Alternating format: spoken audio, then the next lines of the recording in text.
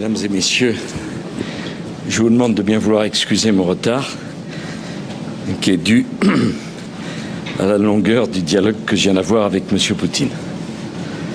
Alors, y a-t-il des questions?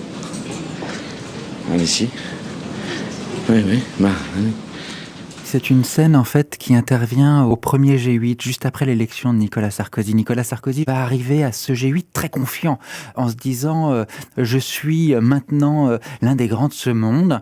Et il identifie une amitié possible avec Poutine, une amitié faite de virilité, parce qu'on va, excusez-moi l'expression, mais poser ses couilles sur la table, et puis lui aussi c'en est un de la même trempe, et donc je vais être de sa bande. Et puis les deux hommes se retrouvent ensemble. Les deux hommes se retrouvent, et en fait, Poutine va juste le pourrir, mais le pourrir comme on pourrit un gamin. Vous citez même quelques phrases dans le livre. Vladimir Poutine à Nicolas Sarkozy. Si tu continues à me parler sur ce ton, je t'écrase. Et puis Vladimir Poutine insulte carrément Nicolas Sarkozy, ce qui explique que Nicolas Sarkozy est KO debout.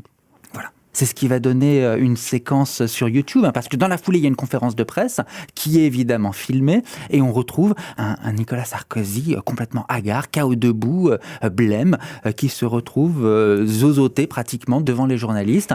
Les journalistes qui vont en faire une histoire, qui eux se souviennent du naufrage éthylique de l'époque Yeltsin et qui se disent « Ah, le brave Poutine, il en a fait une blague de saouler Nicolas Sarkozy ». En fait, les deux hommes n'avaient bu que de l'eau. C'est une leçon en fait de clé de bras, à la manière soit d'un officier traitant dans les services de renseignement qui va devoir traiter une source de façon un petit peu brusque, ou alors à la façon d'un caïd, comme ça se voit dans les bandes de banlieue.